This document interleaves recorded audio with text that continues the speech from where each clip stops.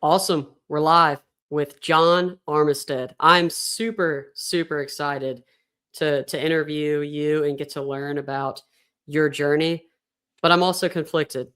I'm a big lacrosse guy. I love Richmond lacrosse. I'm a Notre Dame fan, but I have so much respect for Richmond lacrosse. Dan Chamati, everything he's done to build that program. For people who don't watch lacrosse, uh, I'd say y'all have been like the Boise State type if you want to find like a football team, but even better, like last year, this Richmond team could have beat the number one team in the country in the postseason. Like that's how good the program is. But then you got to transfer to the USC Trojans and play football, man. That one hurts, but it's nice to meet you. It's nice to meet you as well. That's funny. I didn't know that about you. It's yeah, I've been going against Notre Dame for a couple of years now, so I've learned to dislike them a little bit, but it's all love. It's all a part of the game. A little bit? Yeah, a lot, main rivals, but that's all right. Yeah. Well, not anymore actually. We just now dropping that from the football schedule. That one actually hurts. I'm upset about losing Notre Dame in the schedule, but I'm hoping they'll reconcile that soon and re-add it to the schedule. Yeah, I think fans of both fan bases are Yeah, pretty upset in general. yeah. Would have liked for both universities to be able to come to terms on that, but It is what it nothing is. we can do. I know, it's a shame, but it's a big money making business now. Big reason we're in the Big Ten is because of that. So interested to see if Notre Dame joins the conference because of it, but we'll see. I don't think they have to. No, no. Well, we could have a college football episode, but I'll spare the listeners' ears on that because I have so many hot takes. I am, however, excited to meet you, and I think listeners are going to be excited to hear about your story. And I think yours is extremely unique because most kids decide to switch sports when they're in middle school, Mhm. and then some do high school. Rarely do athletes change sports during college. So I'd love for maybe for people who don't know you to kind of get that backstory in your story and who you are. Yeah, yeah. I'll just give a brief rundown of kind of how that went and how the last couple of years looked for me. So I played both in high school, obviously, where I just had the best opportunity, I think, to pursue lacrosse in college at the University of Richmond. It was my top choice. It actually, funny story, it was the only real offer that I had that I was interested in pursuing. So it just worked out that it was a great fit for me and got to pursue playing lacrosse at the institution. So that was a really cool opportunity. I knew there was some part of me that missed playing football, and I got hurt my senior year of football, so I never really got to close the door on it. It was something that I love the environment around it. I love the sport itself. People always ask me which one I like playing more. It's a hard decision, so it was something that I grew up loving. I grew up playing.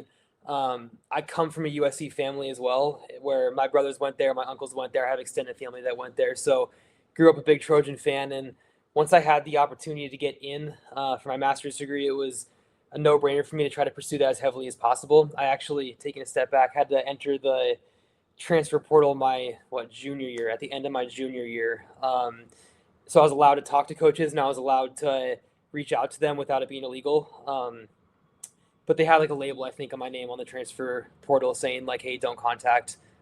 It's for like a different sport." So it was a very involved process, but thanks to COVID, actually, I had an extra year of eligibility to be able to do that. So once I got in to USC, I was hounding those coaches, trying to just get them to respond to me, look at my film, see like honestly, I use some high school film of football, but I was mostly using lacrosse film that was translatable for them to notice me, kind of understand how I'd be a fit on that team, and then just built a relationship with them over the course of my senior year and got the opportunity then once I did get into the school to where they already knew who I was when I got to campus and already had a good understanding of where I'd fit on. So it was a pretty good seamless process at that point, but it was over the course of like a year and a half really that came to fruition. It wasn't like a one day woke up one morning and it happened. It was me being very proactive about that whole process, trying really, really hard to make that opportunity come to life. And once I was able to get there, they had a spot for me, which is pretty cool. So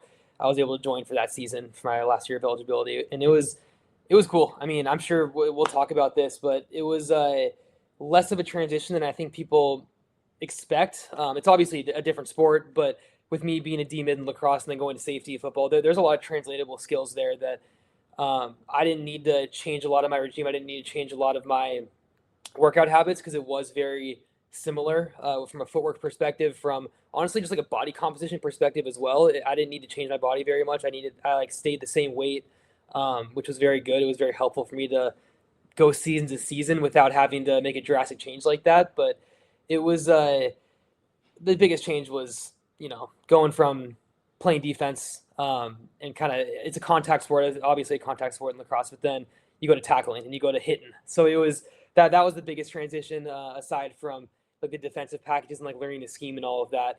But you pick up on that pretty quickly. It just had been a couple of years since I had played to kind of get comfortable with that again. But once I was, it was a pretty cool experience. So I'm really interested in what life in the transfer portal is like. This podcast, like as a whole, we try Mm-hmm. to talk about like mental health and how Mm-hmm. to relate it Mm-hmm. to everyday lives of people. Yeah. And I feel like that just me thinking about it is there's just a lot of uncertainty in the Yeah. future. Yeah. I mean, so I have a kind of unique experience in the transfer portal. I know right now in the NIL era, especially in the main sports like football, basketball, there's thousands that enter the portal after every season. So there's way more uncertainty from that perspective because there might just not be spots for people nowadays. And I know that's a very common thing where people are moving up and down divisions just because they don't really know what's available out there because there's so many moving variables that are happening in the portal. Mine was a different type of uncertainty because I wasn't necessarily concerned about getting the attention from these other schools. Like for if I was entering for lacrosse, I think there would have been that element to it because I would have had to be, more proactive on like, hey, I've been playing the last couple of years, 4 years at Richmond. Like here's game film, here's all of that. Like would I be able to fit it on as a D mid? Mine was a bit different because it was more. It's on me right now to get into this school for a master's, so I can then attack like a preferred walk-on position.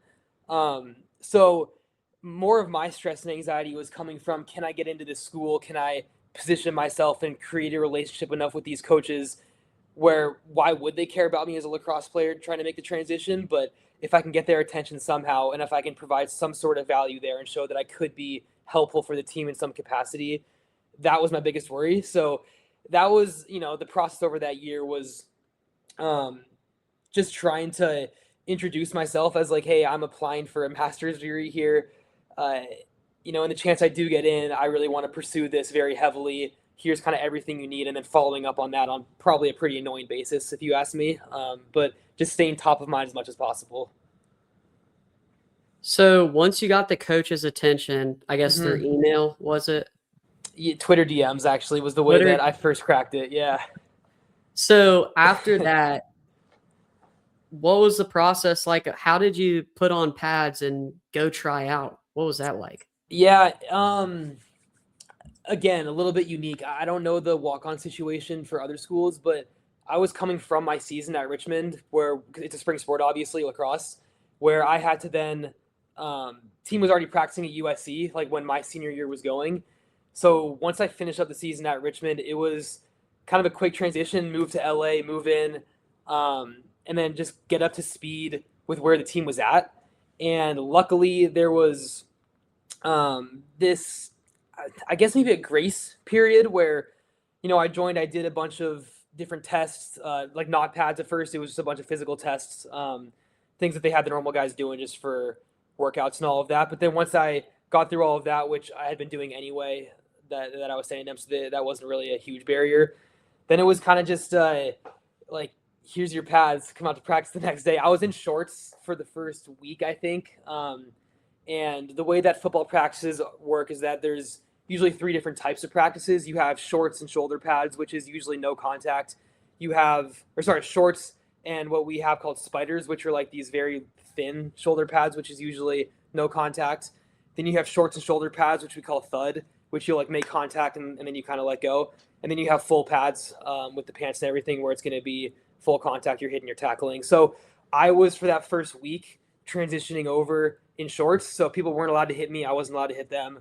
But then once that week was over, it was like, all right, we're kind of like in training camp right now. We're like already starting to get ready for the first game. So like we're kind of full go. So it was 0 to 100 pretty quickly at that point. But I got enough of a grace period, I think, to where I was able to get used to like the mobility of things and like the vision of things and figure that out. But I would have liked to have a longer period, I think, to settle myself in. But hey, like I had the opportunity, so I gotta go for it. You know, beggars can't be choosers in that situation.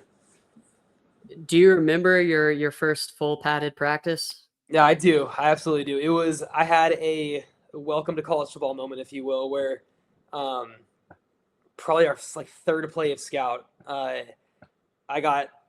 just didn't see like one of our pulling guards that was filling one of the gaps on a run play, and I got hit so hard that made me question about like, hey, this is going to be a tough one right here. If it's going to go like that, this is going to be tough. And I remember that very, very vividly. It happened probably within the first like 20 minutes of practice, which is a pretty funny moment to look back on because I think it woke me up a little bit to be like, all right, like we got to get used to this now. But it was a good moment. I'm actually kind of glad that happened because it positioned my mind to get ready for everything.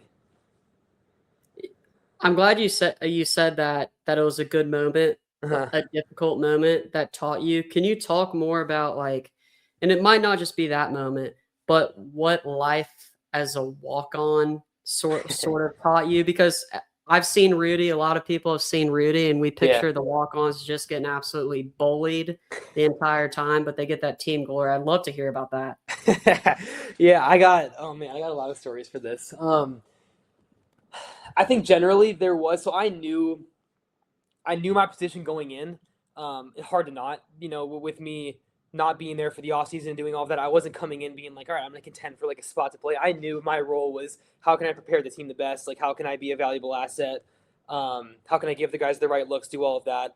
So I did have that in mind. I'm not sure if all walk-ons necessarily have that just because like you have a competitive nature in you. You want to go in, you want to compete, you want to play. I just knew the reality of college sports and I knew what my position was going to be like. So luckily I did have the experience beforehand knowing what kind of a peer scout team player looks like, which helped my mindset a little bit. But it was, it's tough because the mindset behind being in that position, it changes. But like I was saying, your competitive nature doesn't change. So I'm now going against, instead of going against, guys in a game at Richmond, or like I'm preparing the scout, maybe I'm going against our scout guys a couple of months prior to that, preparing for the game. I now have, in my opinion, a very equal value place on the team where, like, I got to give Caleb Williams the right looks. I got to make sure that, like, I'm giving him the right coverages that he can see in the game a couple days later. So there is a lot of value that comes down to what we're giving them. And I think maintaining that mindset and philosophy of like, all right, I'm not going to probably be doing anything come Saturday, but the Monday to Thursday, like that needs to kind of be a Super Bowl in a sense because there's a very important element to it. And we had a very, very clear difference in how we looked, especially in the first half of games when scout team had a good week versus when they didn't have a good week. And I think it's overlooked very often in sports just because, like those guys are ballers. They're going to go out there. They're going to do their thing. But if we're not showing them any sort of look, if we're not showing them what the defense could be looking like, how it could be disguising things, they're going to be throwing a curveball a little bit, at least for the first part of the game. So it's a very, very important element to it. And I think maintaining that mindset the whole time is important, especially as someone that, like, I knew I wasn't going into play and contribute on Saturday. So, how do you contribute in other ways? And that's one big way to do it. I'd love to hear also, I guess, the philosophical difference. Like, when you go into a sports team, they've got the Mm-hmm. writing on the wall of something that Mm-hmm. might be motivational, or maybe it's something that you live by. Mm-hmm. And one cool thing I think about your story is you went from a sport that you played and you got on the field a lot to Mm-hmm. then you switch sports Yeah. and join a sport where you didn't see the field on Mm-hmm. Saturdays, like you mentioned. I'm interested to hear about like what Dan Chamati preached to y'all, the starters, and try to get y'all in the mindset of, and then maybe Lincoln Riley or whoever your coach was, your Lincoln. position coach at USC, really how they breathe life into you and not only motivated you, but help you get through the season? Yeah, it's a really, really good question. I think there's a lot of similarity actually in the way they would do things. And I think one big similarity, one glaring similarity that I wasn't prepared for was the pure competitiveness on a day-to-day basis. Like they don't both, I mean, especially Dan Shamati at Richmond, but USC too, like more of a position basis where you're doing more positional and individual drills. There is no time to really relax throughout the week. There's no time to relax in a drill because you will fall behind in a sense and you will kind of lose that edge that they need you to keep the whole time. So it's 110% kind of every single time you're out in the field and practice. And that keeps you at a level where you're staying super competitive. You're staying kind of your mindset is staying focused. That does obviously drag on a little bit, when you get towards the later part of the season. It's very fatiguing, but doing that collectively as a group is kind of what keeps everyone going. I think the really good coaches, both Coach Riley and Coach Shamati, in a sense, did a really good job of keeping kind of that entire morale and that entire competitiveness at a very high level. And I think because of that, that's what allows the teams to continue to compete down the season. Because I, luckily, have been on a very successful teams, both at Richmond and then I had a good year at USC where we went to the Cotton Bowl. So it was really cool to see that. And I think the big similarity between those two was just the level of competitiveness on a day-to-day basis. Like it's a very, very high level, and it's very clear when you drop below that. So it's, the standard's very high and it's maintained on a daily basis. Yeah, I think that's super valuable to have and learn as a college student. Where some college students have that regimen, and some college students, you go to college and you kind of just eat a lot of pizza. And I'm interested kind of to also hear about you've sort of transitioned now. You're in the business world. You recently gave a TED talk, and you're an entrepreneur starting your own business. I definitely want to dive into. Is there anything that you say is one thing you learned from your college athletic experience that you've taken to the real world? There's a lot. You don't have to whittle it down to one. We're not on a time constraint. No, I got you. I understand. Man, there are so many. I think the preparation is the biggest thing, in my opinion. You learn to really prepare how to succeed when you're playing. In my experience at Richmond and USC, the preparation is absolutely off the charts when it comes to the athletic side of things. And I think going back to the whole competitive standard, that's a big part of it, but also there is a focus of that in the classroom too. And I think when you have that balance where it's not just compete on the field, but you also have that competition layer in the classroom, it ends up bleeding over to the career. And I'm really grateful for that because it's allowed me to put that competitive nature into the things that I do and try to find how I can be, going back to earlier, how I can be valuable and maybe not the way that I thought I was going to be valuable going into a situation. How can I maintain that mindset? So the level of preparation is definitely the biggest thing. And that's something that, you just mentioned the two kind of things that I've done recently. Well, the business and then the TED Talk I've done recently. I think it's funny. Playing sports is what prepared me to do both of those, I think, at a level where I'm comfortable with it, just because it puts you in a mindset where you almost, I don't want to say scared to fail, but there is an element to it where you don't want to fail almost as much as you want to succeed in something. And I think that's a very, very big lesson that I've learned. And I think the other big one, which is a very classic quote coming from our defensive coordinator at Richmond, is to rip the Band-Aid off on situations where you're going to be thinking like, do I do this? Do I do that? You're going to be tentative on some things, whether it's a career decision, whether it's going to be, going a certain direction with a product, whether it's going to be, just making any sort of decision. The worst thing you can do in a situation is make that decision kind of at like 50-ish% speed and not be full speed and really dive into something. So allowing yourself to be uncertain of how something's going to turn out, but making that decision and fully diving into it is something that I think has really paid off for me too. Cause I think it's, you're going to run into a lot of situations where you're not going to be certain of the answer of it, and being able to make a confident decision and then act on it was something that has helped me a lot and that I've translated over, I think, from sports really effectively. That's underrated. I think what you just pointed out, Mhm. Denzel Washington talks about falling forward and I just like giving that. it your all, because you don't Mhm. wanna fall you don't have something to fall back on Yeah. because Yeah. you can't put your No, hands out. it's true. It's true. I think there's a big mental component to it where you want to protect yourself and you don't want to be putting yourself out there in a situation. And this can be on all facets. This could be business. This could be, relationships. This could be anything.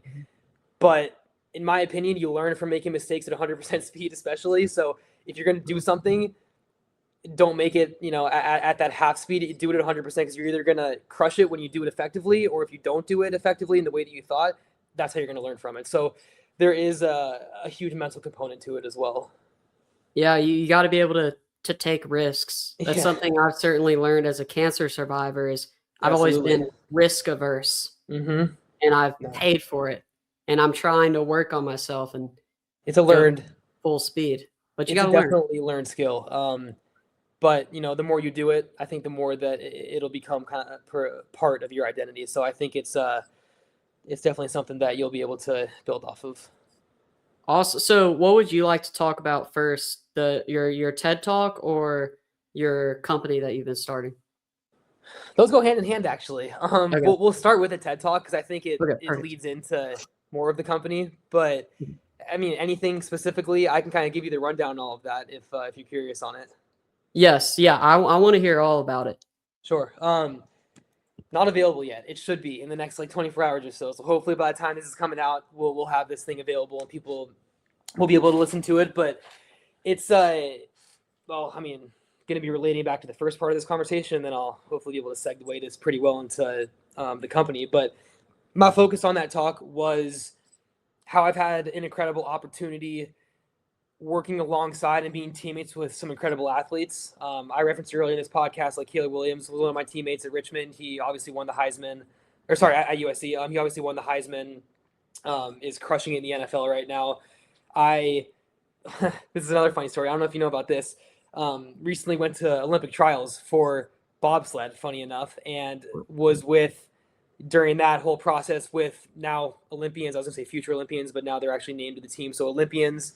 And it was kind of pulling from those experiences to talk about what I was able to learn from how they approach their mindset, and what they did to train their mind that the average person can do that can elevate them. So I think that the title of the talk was how elite athletes train their mind. And the goal of it was to use my experiences in these different locker rooms, different types of people, but very successful athletes, and relate that back to, well, they're so successful at what they do. Why are they so successful at what they do, and how do they approach their mental game that makes them so good at what they do? Because there is, in my opinion, it's very, very difficult to differentiate people on a physical level when you get to that high level of sports.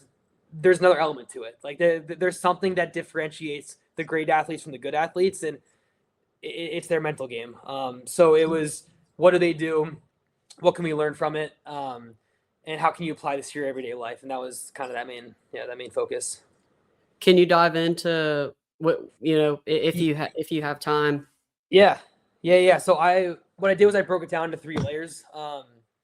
The way that I approach mindset, it's mental health, it's mental wellness, and it's mental performance. So as interchangeably as those could be in some senses, they are different. Mental health is more focused on the foundation, right? It's more focused on, am I okay? Wellness is more focused on your day to day. Like, am I enjoying what I'm doing? Is it something that I kind of can continue to do? And then performance is where those come together.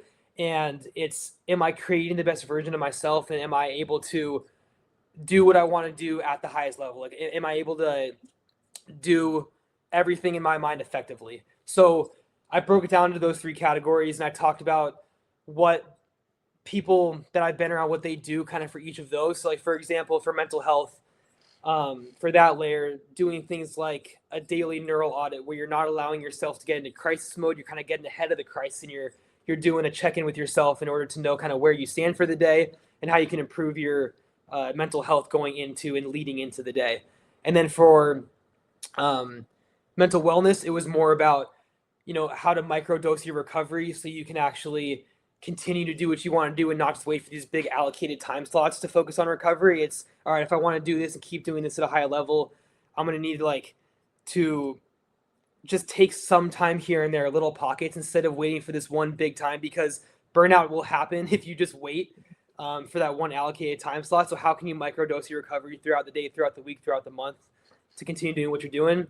And then for mental performance, I actually took a different angle on it.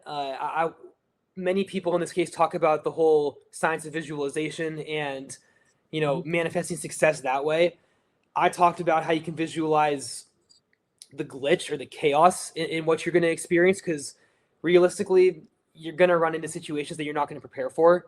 So I believe the most performative athletes, the most performative people are able to handle that chaos with the most effect. So, when the chaos does inevitably happen, when this glitch happens, which could be, something happening in the game you're not prepared for. It could be the example I used in the TED Talk was clients asking you the question you're not prepared for, like the tech failing during a demo, things like that, where just chaos happens. How can you handle that? How can you pivot away from that? And how can you still make an effective situation out of what you have in front of you? And that's what I think performance comes into. I think there is obviously a lot of elements of just the success and manifesting the success, but it's how you can handle the bad situations and make those good as well. So that was kind of the way that I focused this TED Talk. It was how can you use those three layers together? What can you do tangibly for each of these layers on a day-to-day basis? And just pulling from what these athletes do and how it got them to where they're at, and using that to drive something that you can do on a day-to-day basis. That sounds phenomenal. This podcast will be out Tuesday, so cool. Your talk will be up. Will it be on YouTube?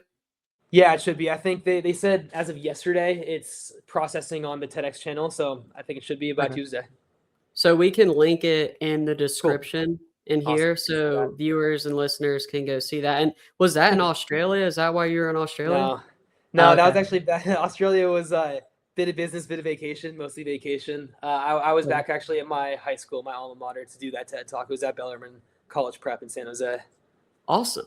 Yeah. Well, congratulations on that. TED Talks take so much preparation. It was, I haven't done a talk like that before. It's a little scary when you get up there and you realize it's just you and your words and you don't have a whole lot to guide you. It's like here we go. Like we're in it now. You get up on the stage, you start that first sentence, and there's no turning back at that point. So it was a cool process, and I am very thankful I had the opportunity to do it. And I'm also thankful I was able to, prepare for it well and do it effectively, because that was something that I don't think I would have been able to do even a couple years ago. So it was an all in all incredible experience. Are you planning on doing more speaking engagements? I think so. I would love to. I think there's so much that I don't even know how to tap into it yet from my experience, but I think if I can speak to something that could help the next generation of athletes, that is something, or even just experience just people. I don't even need to say athletes specifically. I would like to do that. And if there are situations that arise, I would love to hopefully share my experiences and provide some value to people. That's awesome. If you get the speaking bug, let me know. I got bit by it. I did a speech this morning for Ronald McDonald House Global, but I did my awesome. first speaking was really with Ted Ed. We had a club at our high school. That's awesome. And really it started in junior high, but I went up to New York and gave my TED Talk, and disaster struck. I froze on stage for 5 minutes.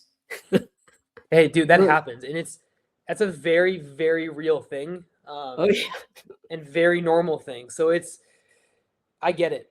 Like I understand. Hopefully you were able to learn from that experience and feel better about it on the other side. It seems like you have, and you're crushing it right now. So it's not something that I think held you back in any ways, but it's a real fear. And I think when people have that in their mind, that it could go in that direction and they don't know what to do when that does happen, I think, it happens. So glad you're able to get through it. And I'm glad that, to see where you are with everything now. So that's a good indication. Well, like you said, learning from everything. Basically what happened was my story gets people emotional sometimes. And I was looking into the audience and I locked eyes with a young woman and she was crying. And I just felt like I stared into her soul, and I just totally lost track and was like, but I learned from it. And, Yeah. you know, I was like 12 years old or something like that. So Hey, it I was mean, the wild. fact you're even speaking at that age is pretty incredible. I've had a huge fear of public speaking. I still do, but Mhm. I tell myself I'm going to get up there and I'm going to do it whether I like it or not. And if I'm going to do it, I'm going to do it scared. And that's just kind of the mentality behind it, and prepare as much as I can. So I'll put my best foot forward, and, doing something at 12 years old like you did, and then soon after, like, I would have never done that until I was, I mean, what, I'm 25 right now, and I'm just kind of starting to get into this now. Like, it was never something I would have done earlier. So props to you for doing that at such a young age. Well, I have my brother to thank because my brother introduced me to playing lacrosse, and I was probably in like 5th or 6th grade, Yeah. and he was a goalie, Uh-huh. and I'm in Alabama, so the sport's sort of relatively new, Mm-hmm. and I became just an adrenaline junkie, and Mm-hmm. I get I love it. nervous every Yeah. single talk, and I think most people do, Yeah, because it's sort definitely. of fun. Yeah. Yeah. No, you'd be crazy to not be. I'll say that. There would need to be some characteristic trait that I just don't possess if you're not going to be a little bit nervous going into that. I think nervous is good though. Yeah, It shows you care about something. I agree. I agree, Yeah. 100%. So I'd also love to learn about your app, and I Yeah. pulled it up on my phone so people can see it. It's Yeah. There we go. at there you go, Athletes Athletes together. Together. So I'd love to hear about that. Yeah.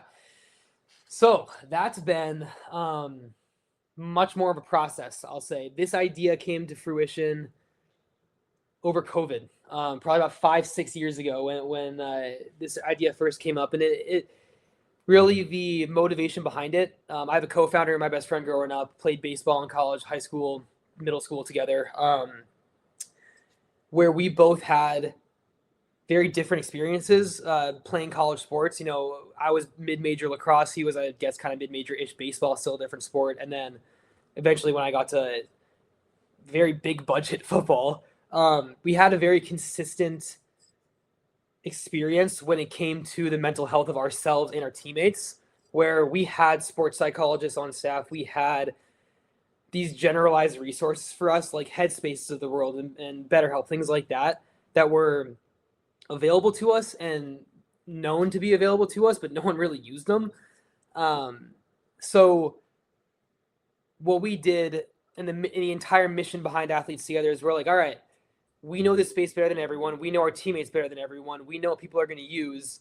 Let's build something that people actually want to use right now, instead of schools investing in something and kind of slapping it as, hey, like, we kind of have our ass covered right now. Like, we have Headspace. Like, they could have used that, well, when this happened, or whatever it might be. We wanted to actually create something that had value to the athlete because we knew that people weren't actually using what was available to them in that moment.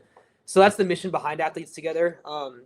It has changed and pivoted and flipped on its head so many times with the actual concept of the application since that date when we first started it in 2020. But the mission remains the same, as we want to do that. So kind of what it is now, and we're actually preparing for, you're catching me at a good time. We're preparing for the more real launch here in about less than a month. So it'll be really exciting when this happens, because it's we have a full team now, and we have a real business around the whole thing. It's been very long in the making, but we're essentially trying to address the mental health, mental wellness, and mental performance, kind of going back to my TED talk, all in one application, and give every single type of athlete and every single type of person something that they can use in that app to get some support in that moment. Because we know for mental health, for example, a lot of those instances aren't going to happen at a time when you're in the session with their therapist or sports psychologist. It's going to happen at a time when you're probably not with anyone. So if we can create some sort of 24/7 support system that will give them some tangible and actionable strategy in that moment, it's better than what they're normally doing right now, which is either nothing or going to other sources that aren't going to be personalized for them in that moment. So that's kind of the first pillar of it. We have a whole wellness side too, and then we also have a big mental performance side as well, where we have mini games that are very, very gamified, like little 30-second really fun games. We have meditations that are in there that are guided meditations. a whole habit tracker that's gamified, different like warm-ups, I'll call them, where you can go through a module and warm up your mind kind of similar to how you're warming up your body. So it's very athlete centric and very athlete specific for, this demographic, where they're going to respond well to certain language and respond well to certain interactions happening. And our goal is, we just want to make it accessible for athletes. We want to put it out there. We want to have people use it, hopefully get some value from it. And our goal is that, maybe you might not like some features, but you hopefully will, find some value and use out of others, or maybe you'll just like the whole thing and you want to continue it. And, the idea behind the day-to-day is that we have something where they can build off on a day-to-day basis to hopefully see progress and reinforce good habits, so they can feel better and perform better, because that's what we want to do at the end of the day. That's amazing. So it's any athlete can use it. You can be pro to peewee. Exactly. Sort of. Okay. Exactly. Yeah. Yeah, definitely. There's no restriction, like mental instances can happen to anyone. They're not going to discriminate in the situation. So we didn't want to discriminate with the way that we made the application. We wanted to make sure it was an all-inclusive experience. And you track people's progress, right? Yeah, exactly. So we have what we call like a mental readiness score, where that'll be a combination of mental health, mental wellness, and mental performance that will reset on a day-to-day basis, kind of similar to like how Whoop and Oura Ring operate with like their recovery scores. But the difference is that we can be proactive about this one, and we can actually train it to get ourselves to an elevated mindset throughout the day. We're not just going to see the recovery score and be like, all right, the day's a wash, I'm at 20% or whatever. Like, you might start at 20%, but you can reinforce good habits. You can be doing actual tangible steps to get yourself to an elevated mindset. So we do have that on a day-to-day basis, which hopefully will help people prepare for whatever they're going into, whether it's training, practice, maybe even just something else in life that they want to prepare for mentally. And that's kind of the idea behind that. That's awesome. That is super cool. I can't wait. Like, I'm a business major, so I could like talk about that aspect and turn this into a totally different podcast, but I won't bore other people out there who are listening. But that sounds super awesome. Thank you. Yeah, it's also, I think, much needed too, because maybe the athlete doesn't go to the psychiatrist who's on campus. Maybe they use this and then go, right? See, you're saying exactly the way that we're positioning it right now. I'll be honest, we understand an app is not going to be the solution for people, nor do we really want it to be, because I think it makes the whole concept of mental wellness, mental health one-dimensional when it's that case. We want to be a bridge into the actual professional help and the people that we know create meaningful relationships and you can work with one-on-one. So if for anything, we're a bridge into their sports psychologist or whoever it might be that's that professional, that's fantastic. Like, at least we're being a good first impression and introducing them to strategies that can be helping them. Yeah. And then maybe if you have a good relationship and a psychiatrist approves of what you're doing, then the psychiatrist could also say, hey, try this app out as well. So it's sort of a two-way street, if you will. Exactly. Yeah. Which is amazing and needed, because being an athlete in college is so difficult. Like, I mean, I played club sports and I had trouble juggling everything. It's tough. I can't imagine what it's like being a varsity athlete, and it being like, what people may not realize, and especially in this world with NIL now, people are like, oh, they don't go to classes. Yeah. A majority of the players and athletes do, because a majority aren't, revenue sports. Yeah. So they're having to juggle, basically, they're a full-time student. Yeah. They got to go to classes, and then they're a full-time athlete. And it's not an easy feat at all. No, it's not. It is funny that it has kind of that perception around it right now with NIL sports, because it's the top 0.05% maybe aren't going to class and they're getting paid millions, but the rest 99+% of us, promise you, we are. Yes. Yeah. Well, John, great conversation. But before we wrap it up, this is a question I ask all of the people who I interview. So the title of this podcast is the Cancer's Podcast. Cancer in a metaphorical sense. Originally, I was only interviewing cancer survivors and people going through cancer, or that was the idea, sort of. But then I started to meet all these different people, like athletes, coaches, people who have gone through strokes, divorce, all these difficult things that we can all relate to in our life. So cancer in a metaphorical sense is just a struggle that we have to overcome, and how we learn from those and apply those to our life. So my question to you is, John, in your life, for other listeners out there, how do you turn your cancers into answers? This is a very good question. I want to make sure I answer this in a way.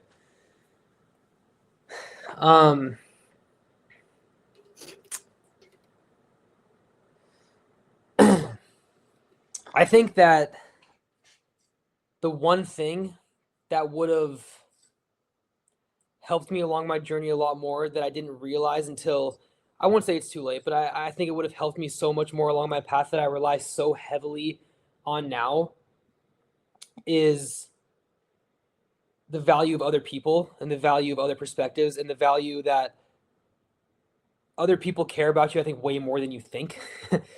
And I think that was a big issue for mine going through college. Like, my whole Athletes Together mission was because of my own mental health struggles. And I think a lot of that is centered around the fact that I didn't take, I think, a very, very doable step of reaching out and creating more of a relationship with people that would have been very helpful in so many different instances. So I think for me, being able to turn the metaphorical sense cancers in my life into answers, it's going to be relying on the people that are in my life right now. And I think that's been a huge focus of mine recently, is trying to stay out of my own head as much as possible for every and all answers, and trying to rely on the people and take their feedback. It's criticism sometimes, take that criticism, take their praises if they have them too, and just internalize all of that, and know that you have way more than just your own mind to be working off of. So there is a big community aspect, I think, that many people ignore right now when it comes to solving problems, when it comes to solving your own mentality. And to me, that's the biggest one. I think it's just relying on the people around me. And I think because of that, you can build your own community around you that's very, very supportive. And it's a big aspect of my life now. Amazing. Couldn't have said it any better. Community is it's so important. Very important. Absolutely. Thank you so much for being vulnerable, sharing your experiences with all the listeners who are, and maybe we'll have some USC fans on the pod. I know we have some Notre Dame guys who listen, but maybe some USC people. We can just break bread and schedule each other and play football again. Maybe that's one right. day. Today is not that day, unfortunately, but it'll be one day. We'll be back. It's true. It's true. Thank you very much for having me. I appreciate it. I love listening to some of the people that you've had on the podcast as well. So hopefully people feel the same way about me, and I'm excited to see, where you take this thing, because it's awesome. I appreciate you having me on. Awesome. And we'll put John's social media as well as his company's social media and his TED Talk all down in the bio below. So y'all make sure to go check that out. John, thanks for coming. Thank you.